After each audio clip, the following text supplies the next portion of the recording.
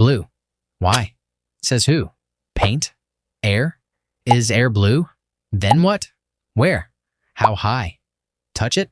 Bottle it? Still blue? Why not green? Why not violet? Whose blue? Yours. What if nothing is blue? What are you looking at? Is the color up there? Or is it inside you? There is no blue anywhere above your head. The air itself has no color at all. What you call the sky is sunlight thrown sideways, and the blue you see is finished inside your own eye. Start with the air right in front of your face. It is mostly nitrogen and oxygen, and both of those gases are completely colorless. Trap a jar full of it against white paper. Nothing at all. No tint, no shade, not a hint of blue in that jar. Now, stack that exact same air straight upward. 60 miles of it, the same colorless gas, and suddenly the whole sky is deep blue. Nothing got added on the way up. The gas never changed, only the amount of it changed, and that is the whole clue. So, the color is not in the air. It rides in on the light, and the light arriving from the sun is white. But white is not one single color. Isaac Newton drove a beam of sunlight through a glass prism, and it split wide open. Out came a whole band of colors. Red, orange, yellow, green, blue, and violet, all of it packed inside plain white light. So why does white light reach you blue? Light does not fly at you as tiny colored balls. It travels as a wave. Each color has its own wavelength. Measure it from one crest to the next, and red turns out to be the longest. Violet sits right at the short end. Under half the length of red, the same light, a wildly different size of wave. Now, drop the air molecules back in. A nitrogen molecule is thousands of times smaller than any wave of visible light. That gap in size decides everything. The wave sweeps over the molecule, grabs the electrons inside, and shakes them. The electrons wobble in time with it. A wobbling electron throws out light of its own, sideways, backward, in every direction. The straight beam has been broken up. Physicists call it scattering. And it is happening over your head right now. But why would scattering pick out blue? Because scattering does not treat the colors equally. It depends brutally on wavelength. Short waves scatter far harder than long ones. In the 1870s, Lord Rayleigh worked out exactly how much harder. The answer he found is savage. Have the wavelength and the scattering jump 16 times over. So blue beats red without a contest. Blue scatters about 6 times harder than red, and violet close to 10. The sky fills up with short waves. Every molecule up there flings blue off to the side, while the red drives straight past. That sideways light is the sky. You are not looking at air. You are looking at light that turned and came back. Then why is the sky not violet? Violet scatters harder than blue, so by that logic, violet should own the sky. Two separate things stop it dead. First, sunlight carries less violet than blue before it ever hits the air. Less violet in, less violet out. Second, and this is the part nobody tells you, your eye is not a light meter. You carry 3 kinds of color receptor. Thomas Young proposed it, and Hermann von Helmholtz turned it into a working theory. One of them handles the short waves. One handles the middle. One handles the long end. And that is all you have. Violet barely stirs the short one. The mixture pouring down from the sky is blue plus violet, plus a little of everything. Your brain adds the 3 up. It hands you back one single word, and the word it picks is blue. So why does that blue shift all day? Because one thing keeps changing: the amount of air the light has to cross. At noon, the sun sits high. The light drops almost straight down, cutting through the least air possible. Barely anything gets stripped out of it. The sun stays near white, and the sky straight overhead holds its hardest blue. Then the sun slides toward the horizon. Same light, but now it comes in at a shallow angle down a far longer road. 40 times more air than at noon. Blue gets scattered out of that beam again and again and again. By the end, there is none left. What reaches your eye is only what survived the trip, the orange and the red. A sunset is not color added. A sunset is color removed, and blue is the color that got removed. Why does the horizon go pale in daylight? Try it yourself. Look straight up, then lower your eyes toward the horizon. The blue drains out as you go. Down at the horizon, the color goes pale and milky, almost white. Same answer as before, path length.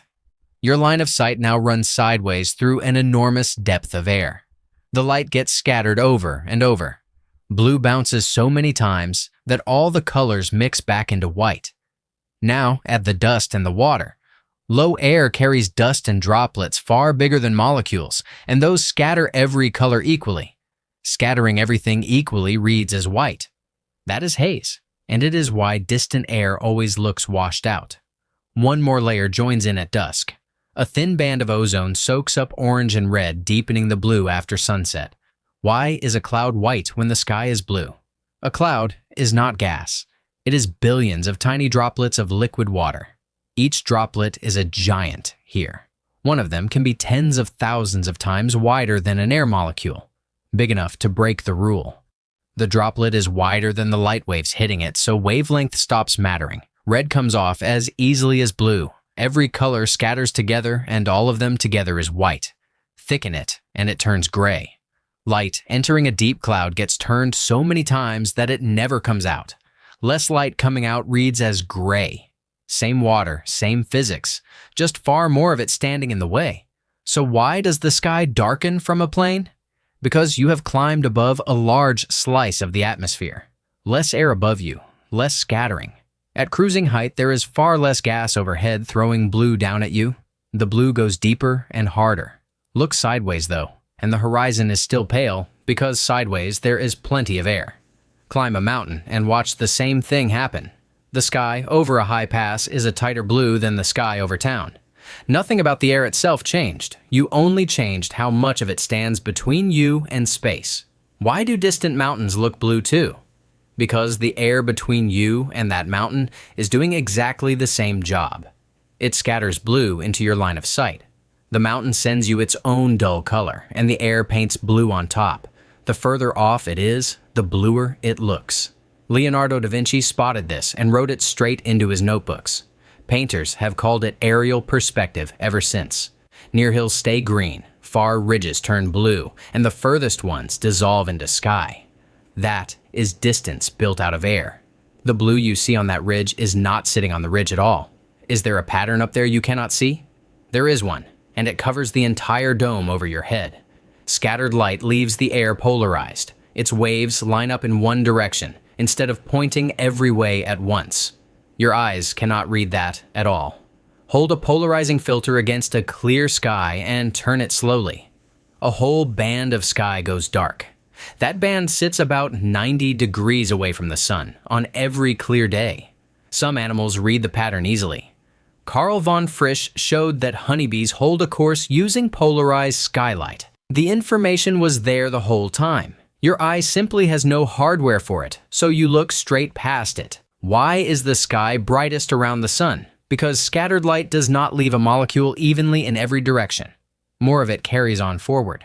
Look toward the sun, and you are staring into that forward flood, so that patch of sky glares.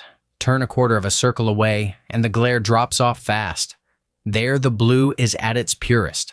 Less stray light washes through it, so the color lands far more saturated, and it matches the polarized band. The deepest blue and the strongest polarization sit in exactly the same place. Then why does a photo of it look wrong? Because a camera does not see with the 3 receptors you carry. Its sensor answers to light differently. Then it has to guess which light in the scene counts as white.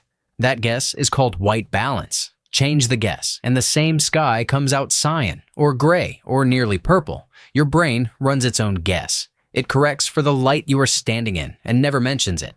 2 people can honestly disagree here. Receptor sensitivity varies from person to person, and no measurement settles it. So is the sky blue or not? The honest answer has 3 parts, and not one of them is a color in the air. The air above you is clear. The light coming down is white, holding every color at once.